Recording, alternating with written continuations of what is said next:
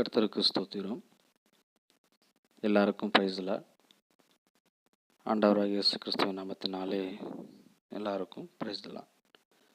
சரிங்க, யோவான் 6வது அதிகாரம் 1 20 வசனங்கள் வாசித்ததை நாம் கேட்டோம்.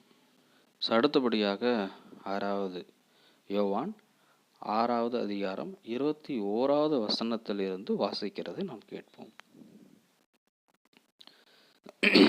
யோவான் 6வது அதிகாரம் 21வது வசனம்.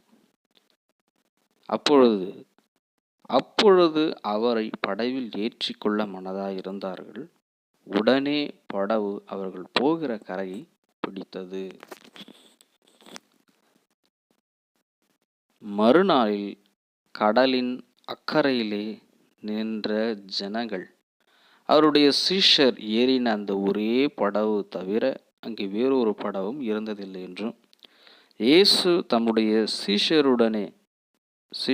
சீஷருடனே கூட படவில் ஏறாமல் அவருடைய சீஷர் மாத்திரம் போனார்கள் என்றும் அறிந்தார்கள்.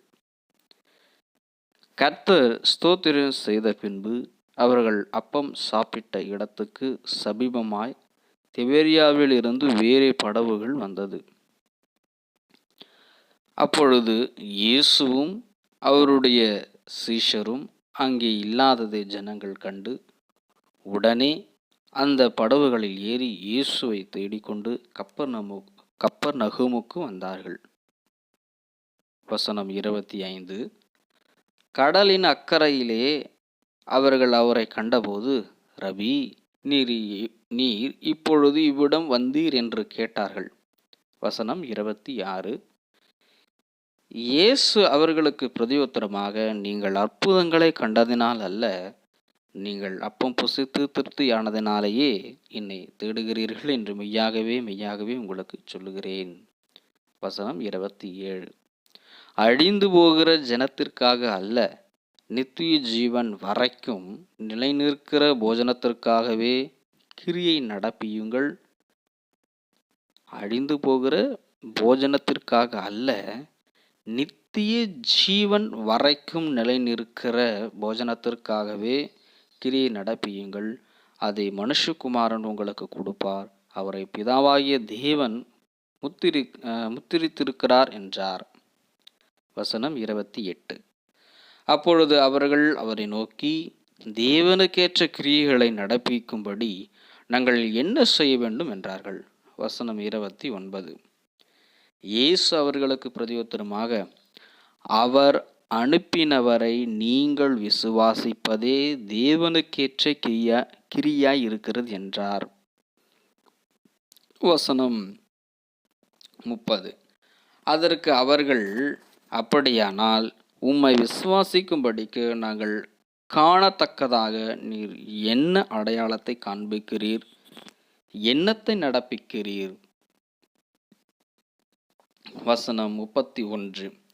வானத்திலிருந்து அவர்களுக்கு அப்பத்தை புசிக்க கொடுத்தார் என்று எழுதியிருக்கிறபடி நம்முடைய பிதாக்கள் வனாந்தரத்தில் மன்னாவை புசித்தார்களே என்றார்கள். வசனம் 32. இயேசு அவர்களை நோக்கி, வானத்திலிருந்து வந்த அப்பத்தை மோசே உங்களுக்கு கொடுக்கவில்லை, என் பிதாவோ வானத்திலிருந்து வந்த மெய்யான அப்பத்தை உங்களுக்கு கொடுக்கிறார் என்று மெய்யாகவே உங்களுக்கு சொல்லுகிறேன். வசனம் 33. வானத்திலிருந்து இறங்கி உலகத்துக்கு ஜீவனை கொடுக்கிற அப்பமே தேவன் அருளிய அப்பம் என்றார். வசனம் 34.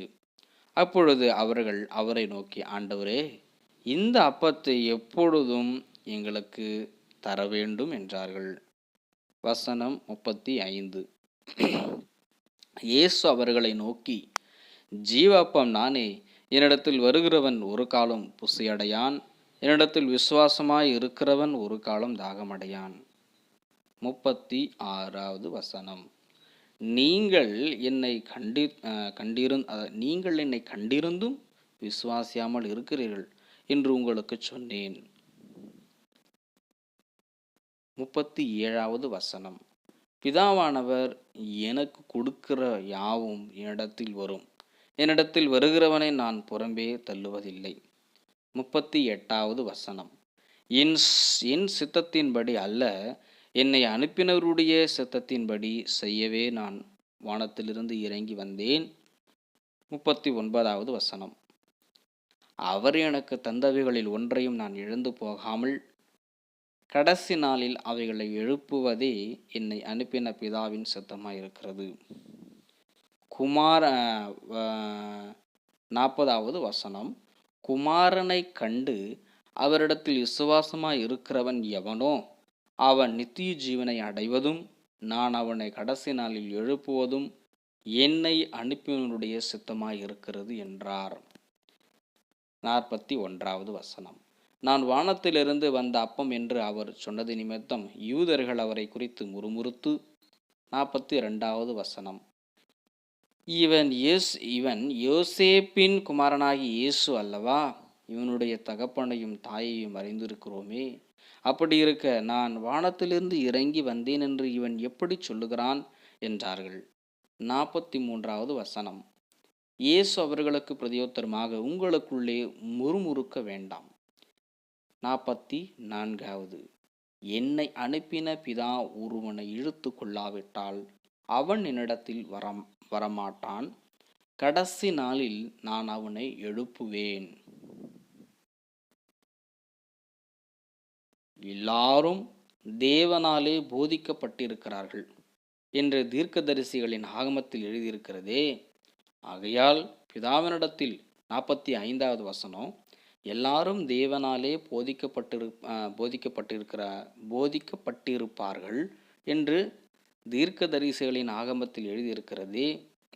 ஆகையால் பிதாவினிடத்தில் கேட்டுக்கொள்ளுகிறவன் எவனும் என்னிடத்தில் வருகிறான். ஓகேங்க, இன்னைக்கு நாம் 21வது வசனத்திலிருந்து 45வது வசனம் வரைக்கும் நம்ம இன்னைக்கு படிச்சிருக்கிறோம். யோவான் 6வது அதிகாரம் 45வது வசனம் வரைக்கும் நம்ம படிச்சிருக்கிறோம். ஸோ மீதமுள்ள வசனங்களை நாம் தொடர்ந்து ஆண்டுடைய சித்தத்தின்படி படிக்கலாங்க. தேங்க்யூ.